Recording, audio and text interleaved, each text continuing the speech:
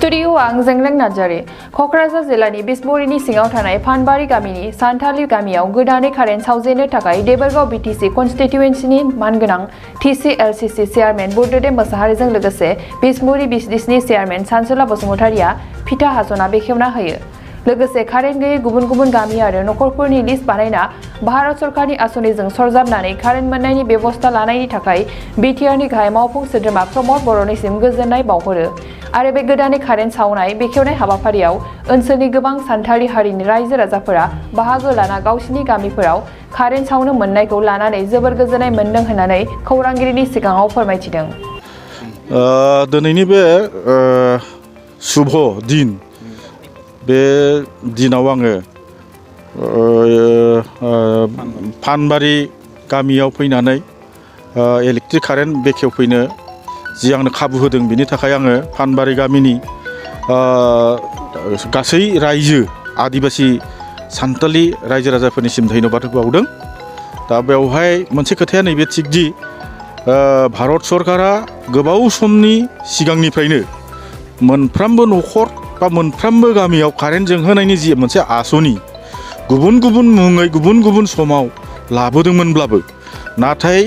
दिनैहाय गोबांथार गामि गोबांथार नखरफ्रा बे आसनिनिफ्राय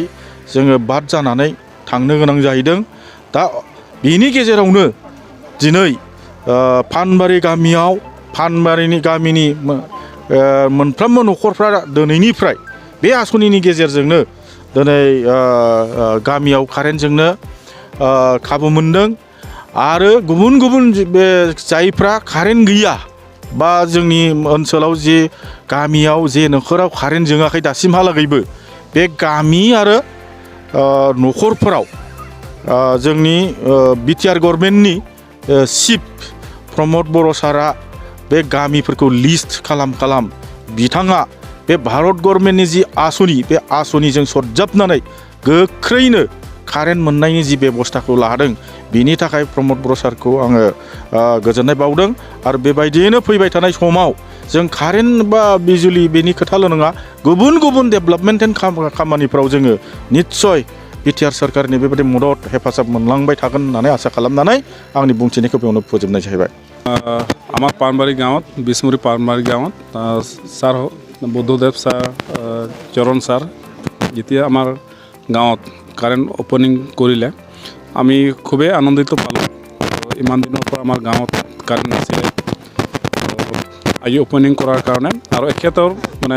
বিটিআৰ চৰকাৰে প্ৰমদ বড়ো ছাৰৰ যোনটো মিছন এণ্ড ভিজন যে প্ৰত্যেক গাঁৱত প্ৰত্যেক ঘৰত বিজুলী বাতি জ্বলিব লাগিব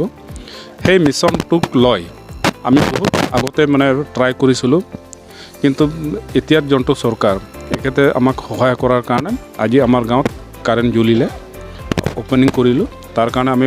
UPPL গভৰ্ণমেণ্টত লগতে প্ৰমদ বড়ো ছাৰক আমি ধন্যবাদ জনাইছোঁ আৰু আমি আশা কৰোঁ পৰৱৰ্তী সময়ত গাঁও অঞ্চলত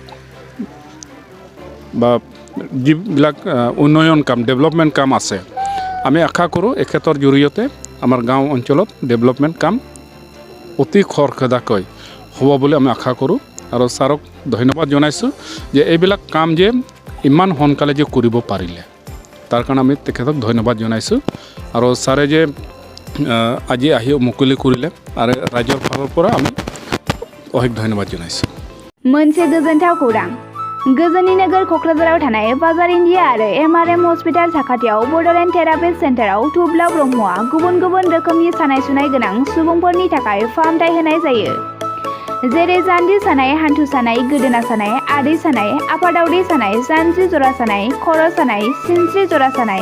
बैफोरबायदि सुबुंफोरनि सानायफोरखौ फाहामथाय होबोगासिनो दं। सोरबाफोर बे बेरामाव गोग्लैनाय सुबुंफोरा बे खाबुखौ लानो हागोन। गोबां मिन्थिनो थाखाय नैबे जानबुं नङाव फन खालाम 9974030738।